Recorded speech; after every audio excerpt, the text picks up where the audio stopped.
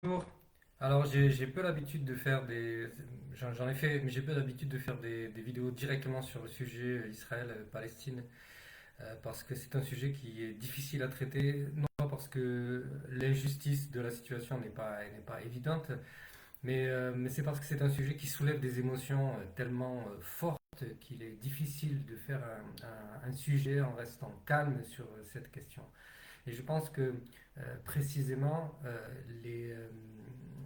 les puissances qui sont à la manœuvre derrière, Israël, le sionisme et les puissances qui sont à la manœuvre derrière, savent sciemment ce que ça peut provoquer comme réaction. Parce qu'il y a un tel niveau d'injustice, un tel niveau de décalage de la réalité, de justification de l'anormalité, de silencement des voix qui s'élèvent contre, qu'ils attendent qu'en face les gens normaux, entre guillemets, dans la normalité, c'est-à-dire des êtres humains bienveillants, des êtres humains qui ont de la sensibilité, ils attendent d'eux que ces êtres humains se deviennent des monstres comme eux et réagissent comme des monstres comme eux. Et ce que ne font pas la plupart des partis et des gens. Et pourtant, nous avons des situations qui, depuis des décennies, euh, provoqueraient ce genre de choses. Bon, on pourrait parler du colonialisme. Vraiment, cette ère nouvelle de la civilisation qui se présente comme bonne et comme bienveillante aurait de quoi énerver constamment et créer de la haine constamment. Et ce n'est même pas le cas. Alors aujourd'hui, ce qui se passe, moi si je lance ce sujet, c'est parce que en Cisjordanie, Israël se met à attaquer des villages. Il faut savoir que la Cisjordanie occupée, c'est une partie de la Palestine, mais elle n'est pas gérée de la même manière qu'à Gaza. Donc il n'y a pas le motif du Hamas, il n'y a pas le motif d'une lutte contre un groupe déclaré ou dit terroriste, ce qui n'est pas le cas en réalité quand on observe le mouvement opératoire du Hamas, ou du moins en grande partie correspond à un mouvement de résistance, bien qu'il y ait encore des sujets à creuser sur la question du Hamas et de possibles liens avec des groupes terroristes. Mais à mon avis, il y aurait, ça se révélerait, à mon avis, caduque et c'est surtout euh, une imagerie qui est mise en place par l'Occident et par Israël pour justifier leurs actions. De la même manière qu'on voit qu'Israël aujourd'hui se sert de cette justification bidon qu'elle véhicule depuis le début des attentats qui ont été menés le 7 octobre, ces justifications pour tuer des populations, pour faire un peu tout et n'importe quoi, pour faire un pilonnage massif plus important qu'il y ait eu même pour Hiroshima et Nagasaki, en enlevant bien évidemment le côté nucléaire de l'envoi des bombes, mais qui reste un pilonnage extrêmement violent, une des violences les plus fortes rencontrées depuis des décennies et des décennies. Et tout ça, ça passe crème. Et ça, humainement, quand on regarde à l'intérieur de soi, ça devrait énerver les gens. On devrait se dire, mais comment les gens, finalement, ne deviennent pas super agressifs et terroristes. Mais en réalité, en face de soi, on a même des pays qu'on voudrait faire passer pour des pays terroristes ou faire passer pour... Alors après, il y a peut-être des manifestations qui sont comme ça. Bon, le cas de l'Iran, on pourrait en parler et approfondir sur son mode opératoire. Mais globalement, ces pays qui sont en face ne sont pas des pays qui réagissent avec folie, ni folie meurtrière, ou du moins à grande échelle. Et on se rend compte que enfin, tous ces pays sont surtout dans la défensive plus que dans l'offensive. Et malgré des stratégies un peu tentaculaires, régionales, des stratégies d'influence, où l'Iran a développé des stratégies en s'étendant au Yémen, comment dire, sur ses, sur ses affinités religieuses, c'est-à-dire au travers des communautés chiites qui existent dans les pays qui sont limitrophes. L'Iran a développé son influence. Donc on a le Hezbollah au Liban, on a des partisans en Syrie, en Irak et au Yémen. au Yémen, où d'ailleurs ça provoque des guerres d'affrontement. Donc, sur le rôle de l'Iran, bien évidemment, il y aurait beaucoup de choses à dire. L'Iran n'est pas un ange. L'Iran mène un jeu d'influence et est dans une espèce de conflit de pouvoir sunnite, chiite, dont il faudrait discuter. Mais encore une fois, je pense que c'est des choses qu'il faut aussi replacer dans le contexte du capitalisme plus dans un contexte civilisationnel que religieux, d'affirmation aussi d'un pouvoir et d'une civilisation qui est très ancienne, qui est la civilisation perse, dont hérite l'Iran actuel. Donc vraiment avec une volonté forte de se développer avec son propre modèle culturel, que ce soit avant la révolution théologique de la enfin, voilà, la révolution théologique qui a instauré une théocratie en Iran. Mais bon, encore une fois, pour élargir, que ce soit l'Iran, que ce soit la Russie, que ce soit la Chine, on est vraiment face à des pays qui ont euh, un positionnement de résistance, de survie, plutôt qu'un positionnement agressif qui voudrait nuire à l'ensemble de la planète ou qui voudrait nuire ne serait-ce qu'une partie de la planète. Alors peut-être une petite partie quand il se mêle de conflits, etc. Mais grosso modo, c'est pas ça. Et vraiment, en face, c'est plutôt l'Occident qui se comporte vraiment comme des chiens enragés ou comme des animaux enragés, euh, se, se, se déguisant en des agneaux. On peut voir que la manière de parler, la revendication, de se revendiquer être ceux qui sont civilisés, s'habiller proprement, avoir tout un ensemble de codes qui correspondent à ça, un peu la pureté, la bonté, on fait tout bien, on sait tout faire, et c'est par nous que nous résoudrons tout. Finit enfin, bien sûr à créer dans la population cette, cette conviction profonde qu'ils sont les meilleurs, qu'ils sont forts, qu'ils sont beaux, et donc il est très difficile de remettre en question, en plus que les esprits sont simplifiés à l'heure actuelle et sont considérablement réduits dans leur capacité à remettre en question leur système, à part pour une frange de la population. Et donc voilà, on a vraiment plutôt un Occident qui se comporte de manière enragée par rapport au reste du monde, mais en faisant croire le contraire, en arrivant à faire croire le contraire par un ensemble de codes, de symboles, du déclaratif, une notion de pureté qu'elle développe autour de ça et qui fait que aujourd'hui, elle peut tout se permettre.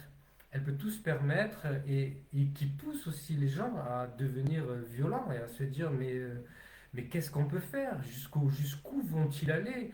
Mais c'est pas la première fois que ça se passe par rapport à un conflit. La Palestine, c'est pas le premier conflit qu'il y a, mais en termes d'intensité, en termes de pourcentage de population, il faut voir que c'est à 2 à 3% de la population d'un pays. Pour la France, ça équivaudrait à 3 fois 7, 3 fois 7 ça, 1, alors, attendez, que je fasse pas des conneries, 7, ouais, ouais. 3 fois 700 000, ça ferait 2 millions 100 000 morts dans un pays. Et comme la France, et ça serait affreux. Et vous réalisez que ça serait un vrai carnage. Donc, donc on voit jusqu'à où on peut pousser cette logique de folie et pousser les gens des gens qui sont sensibles à ça et qui ne peuvent pas réagir et qui se disent mais jusqu'où est-ce qu'ils vont aller et qui développent une vraie colère à l'intérieur, de vrais sentiments d'injustice. Mais malgré tout, nous restons normaux. Malgré tout, même sur ce qu'on peut dire sur l'Iran, même les critiques qu'on peut faire, parce que on n'a pas besoin d'être un admirateur de l'Iran, on n'a pas besoin d'aimer l'Iran pour se dire que l'Iran finalement se comporte de manière sage, que finalement l'Iran ne fait qu'adopter une logique d'État qui veut rester puissant, qui veut pouvoir survivre sans être soumis aux influences de l'Occident ou aux influences de tout ce qui est puissant à l'échelle mondiale et pouvoir survivre par son propre modèle. Que ce soit un modèle théocratique, que ce soit un modèle révolutionnaire de tel ou tel type. Après, on peut prendre l'Iran, on peut prendre la logique qu'avait Cuba à ses débuts, la logique qu'avait cultivé le Venezuela pendant un moment. C'était des modèles d'indépendance qui ont essayé de survivre, qui ont essayé de mener leur cause qu'ils ont considérée juste, sans avoir à être écrasés par le poids mainstream, le diktat occidental, qui exerce un diktat de manière systémique par un ensemble de canaux de communication, de codes culturels, de, de pratiques aussi, comme de dire voilà ce qu'est le progrès, voilà comment vous devez réaliser le progrès. Si vous ne le réalisez pas, on vous culpabilise. On ne vous entraîne pas à la discussion, au dialogue pour créer un progrès qui vous ressemblerait dans votre pays, avec vos codes, avec votre propre évolution interne, parce que je pense que ça c'est quand même important d'avoir l'adhésion des gens par la discussion et en faisant référence à des choses qu'ils connaissent par rapport à leur propre culture. Et c'est comme ça qu'on arrive à créer une évolution ou de l'adhésion ou une logique en fait, simplement reposer sur une logique. Mais voilà, on dit c'est ça qui est le progrès, suivez-le ou vous êtes nul, et on est capable d'invoquer ce non-suivisme de leur progrès euh, pour mener des guerres contre des pays qui ne le suivraient pas. Pour déclarer, par exemple, le Venezuela a un mauvais modèle, pour déclarer aussi un tas de fake news sur le Venezuela, un tas de fausses analyses sur le Venezuela. Et même si à un moment donné, et à un moment donné, par cet enfermement des pays considérés comme l'axe du mal, parce que le Venezuela en a fait partie, voilà. Et là, pour le coup, il n'y avait pas un problème d'islam, il n'y avait pas un problème de dictateur fou avec une bombe nucléaire comme en Corée du Nord, où on pourrait encore le dire. Et bien que la Corée du Nord, on pourrait l'analyser aussi différemment. Mais avec le Venezuela, on enferme le pays dans une logique qui sur lui-même et qui finit par paranoïer, puisque le Venezuela pendant longtemps a eu peur de se faire attaquer par les États-Unis. Il y avait vraiment cette menace d'intervention directe des États-Unis au Venezuela sur des motifs que le Venezuela affamerait sa population, que le dictateur, que Hugo Chavez, que Maduro, voilà, ça a été plus fait sur Maduro parce qu'ils ont profité que Maduro avait moins de charisme que Chavez, moins de présence, moins de soutien de la population. Et donc ils en ont profité pour faire davantage pression sur le Venezuela. Voilà, et donc trouver des raisons qui sont pas légitimes. On n'envahit pas un pays parce qu'on va sur deux, trois présomptions. Ben, on l'a fait pour l'Irak, bien évidemment. Arme de destruction massive, ça n'existait pas, on l'a fait. Donc on est en permanence sur une civilisation qui marche sur du hoax et du hoax, si on veut dire en anglais, et qui constamment justifie des horreurs, en fait. Et donc, en fait, il faut vraiment réaliser, et moi c'est un peu le but de mes vidéos, que nous vivons dans un système qui est basé sur l'horreur et qui s'est construit sur l'horreur, ce qui est la colonisation, puisque aujourd'hui, on le sait de plus en plus, c'est vraiment quelque chose qui se révèle au grand jour, qui a pris du temps. La colonisation a été un crime contre l'humanité, un des pires crimes contre l'humanité qui ait existé à l'époque, enfin, dans l'histoire, et qui révèle vraiment toute l'ampleur de notre système, mais pas que. Il y a encore énormément de choses à découvrir, et c'est pour ça qu'il ne faut pas être étonné si on s'avance vers un effondrement total de notre système, parce que ce système-là fonctionne dans un autisme permanent, avec un mode opératoire très agressif, très prédateur, l'environnement, les sociétés humaines, et donc il ne faut pas s'étonner du comportement de nos dirigeants, il ne faut pas s'étonner du comportement des acteurs qui ont du pouvoir dans la société, donc les acteurs économiques aussi, les multinationales. Donc tout le monde est basé sur un modèle euh, psychologiquement fracturé et qui va faire du tout en même temps, qui va dire qu'ils sont bons, qui va dire qu'ils sont bien, et tout le temps en permanence comme ça. On fonctionne sur des dissonances cognitives, on fonctionne sur des fractures mentales, et les gens n'ont pas non plus de santé mentale, en fait, par rapport à ça.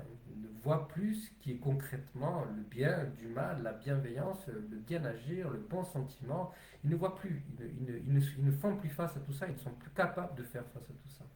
Et donc, voilà, on est vraiment confronté à ça. Et que faire aujourd'hui? La question, c'est que faire aujourd'hui? Que faire aujourd'hui? Euh, les groupes terroristes ont été quelque part pour moi mis en place parce que voilà, c'est aussi un des sujets que je voulais parler que je n'ai pas abordé là. Donc d'un côté, on a les États, on a l'Iran, on a la Russie, on a la Chine, qui au final ne sont pas des États qui sont agressifs, qui ont une volonté d'annihiler la planète. Bien au contraire, ils ont plutôt une logique de survie de leur propre modèle. Et au milieu, on a aussi, si on veut réagir et si on veut lutter contre l'injustice, cette menace d'être caricaturé et traité de terroriste. Alors pour revenir, je ne vais pas y revenir parce que j'ai fait des vidéos sur le terrorisme. Le terrorisme, cette nébuleuse pas claire qui a été utilisée, dénoncée, utilisée par l'Occident encore une fois. D'un côté, on dénonce les attentats qui sont réalisés comme le Bataclan ou des attentats, si, mais voilà, tous les attentats qu'il y a eu. Et de notre côté, on pactise avec quand ça arrange, et puis on ne le dit pas officiellement, en Libye, en Syrie, avec les mouvances terroristes. Et donc ces mouvances terroristes n'ont jamais été clairement analysées. Les rapports de l'Occident avec ces mouvements terroristes, ces mouvances terroristes n'ont jamais été analysés. Il n'y a pas vraiment de contre-pouvoir citoyen. Et donc elles servent plutôt de fourre-tout, d'épouvantail, dont on se sert de manière régulière, soit pour faire peur à la population, soit pour dire aux gens attention, si vous réagissez trop, vous allez aussi être terroriste. Et c'est ce qu'on fait avec le Hamas finalement. Alors bien qu'il y aurait énormément de choses à dire sur le Hamas, évidemment. Ce qu'on parle en tout cas, c'est de remettre les choses à leur place. On a surtout avec le Hamas un parti politique avec une branche armée, donc aussi deux choses aussi à différencier, qui réagit par rapport à une occupation qui dure depuis 75 ans. Donc si vous-même, chez vous, dans votre propre pays, vous étiez envahi, expulsé de chez vous, réduit à un ghetto ridicule où vous êtes tous entassés et où on vous empêche d'avoir un pays, on vous empêche d'avoir des relations internationales, on vous empêche de vous développer finalement, et qu'on vous fait vivre dans une vraie prison à ciel ouvert, comment vous réagiriez?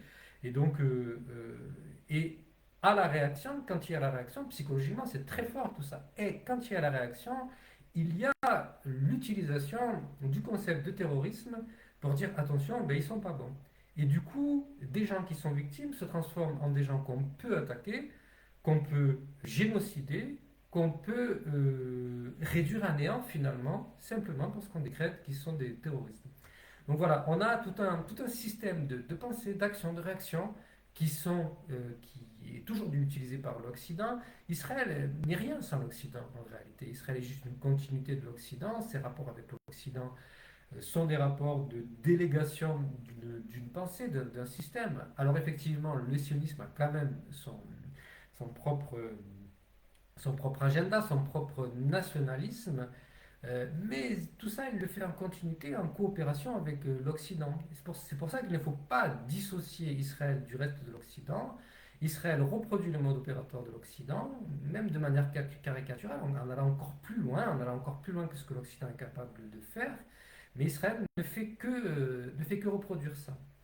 Et ne fait que singer l'apparente démocratie qui existe en Occident, puisque c'est une démocratie totalement partielle, une démocratie de cooptation bourgeoise d'intérêts économiques, une démocratie qui façonne la pensée, mais ne construit pas une pensée indépendante, mais façonne la pensée pour les gens, et donc ben, finalement se retrouve à être une boîte vide, une coquille vide. Et bon, ben, c'est ce que je dénonce depuis longtemps. J'ai fait quand même beaucoup de vidéos sur la question.